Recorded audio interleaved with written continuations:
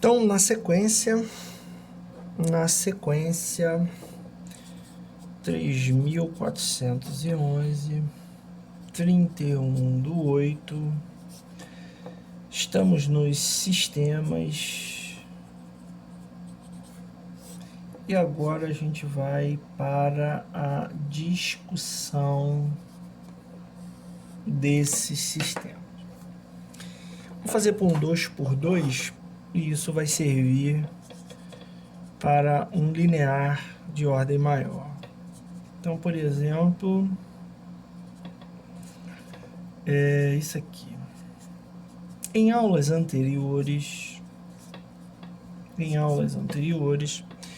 a gente já mostrou o seguinte, que a solução, por exemplo, desse sistema é nada mais, nada menos do que denominador é A1B2 menos B1A2. E numerador é C1B2 menos B1C2. Ok? E também a gente mostrou o seguinte, que esse x nada mais é do que esse determinante aqui, ó, C1, C2, B1, B2, sobre esse determinante aqui, ó, A1, A2, B1, B2. Ok? A gente mostrou isso aqui, né? E até falou que o determinante está associado a essa coisa da determinação das soluções. Um determinante como esse, né?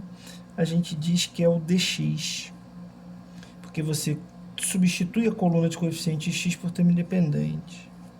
Um determinante como esse é o determinante da matriz dos coeficientes. Seria um D, né? Então, um sisteminha como esse, cara, a solução pode ser dada por isso aqui, ó, dx sobre D. E adivinha quem seria o y? dy sobre D. Mas quem é o dy? O dy é quando eu troco esses coeficientes por essa coluna aqui. Eu pego a coluna de coeficientes de y e jogo na coluna de termos independentes. Então, você acaba resolvendo o sistema usando essa expressãozinha aí, né? Quem fez essa situação, quem estudou, né, os sistemas, as soluções dessa forma, foi um sujeito chamado Cramer. E aí, né, ficou conhecido como a regra de Cramer. A regra de Cramer, ela na verdade, ela tem, né, a sua maior função não para a solução, mas sim para a discussão. Então, por exemplo, nesse nosso sistema aqui, o que eu sei? Eu sei que o x é o quê? dx sobre d. E sei que o y é o quê? dy sobre d. Certo? Então, eu sei o seguinte, ó, que o d, sendo diferente de zero, sempre haverá x e y únicos, porque o determinante não é zero. Então, a gente diz que o sistema é possível determinado. A gente diz que a solução é única. E agora, se meu D for zero? Se meu D for zero, denominador sendo zero, eu tenho duas saídas. Se o numerador também é zero, então eu boto aqui, ó, dx, que é igual a dy, o que vai acontecer? Zero sobre zero. Zero sobre zero é indeterminado, é um valor indeterminado. Então, eu digo, como esses valores são as soluções do sistema, eu digo que meu sistema é possível, mas é indeterminado, sistema possível indeterminado. O que isso significa? Infinitas soluções. Tá? Agora, se meu D é zero, porém dx, dy, né, e quantas outras variáveis eu tiver, não são nulos, eu tenho que alguma coisa que não é zero dividido por zero. Isso é o que? Sistema impossível. Ok? Então, eu só posso ter um sistema possível e determinado, solução única, determinante da matriz coeficiente diferente de zero. Posso ter um sistema possível, porém indeterminado. O que significa isso? Determinante da matriz coeficiente e pelo menos um dos outros determinantes são nulos.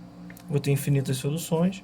Ou eu posso ter o sistema impossível quando o determinante da matriz coeficiente dá zero, né, e os outros não são nulos. Legal? E isso, cara, que é conhecido como regra de Cramer, eu posso estender para um sistema de n equações e n incógnitas linear, ok? Em particular, nos sistemas 2x2, tá? Em particular, nos sistemas 2x2, a gente também pode fazer assim, ó. Então, vou botar aqui, ó, nos sistemas 2x2. Isso aqui é uma regra geral para sistemas de ordem n, tá? É a nossa famosa regra de Cramer. Agora, nos sistemas 2x2, em particular, eu posso pensar no seguinte, ó. Solução é essa aqui. Qual é a solução? A solução é C1B2 menos B1C2, C1B2 menos B1C2 dividido por A1B2 menos B1A2. Então, em particular, nos sistemas 2x2 eu posso trabalhar essas fraçõezinhas. Esse cara é diferente de zero, esse cara é diferente de zero, eu vou concluir o seguinte, ó, que A1B2 menos B1A2 é diferente de zero. Se eu trabalhar aqui, eu vou ter que A1 sobre A2 é diferente de B1 sobre B2. Jogando isso para lá, passando, dividindo, ok? Então, quando eu tiver um 2x2 nessa condição, esse é um sistema possível, determinada, a solução é única. Quando isso for zero, o que eu vou ter? Quando isso aqui for zero, ó. Quando isso for zero, eu vou ter igualzinho aqui, ó. A1 sobre A2 é igual a B1 sobre B2, quando isso for zero. Mas se isso aqui for zero também, vai ser zero sobre zero, que é essa condição aqui, ó. Aí eu vou ter que B1 sobre B2 é igual a C1 sobre C2. Então, eu vou igualar aqui direto, ó, que é igual a C1 sobre C2. Essa condiçãozinha aqui é para um sistema possível, porém indeterminado. E, por fim, eu vou ter essa condição de sistema impossível. Impossível, embaixo é zero. Então, A1 sobre A2 é B1 sobre B2, porém, em cima não é zero, ó.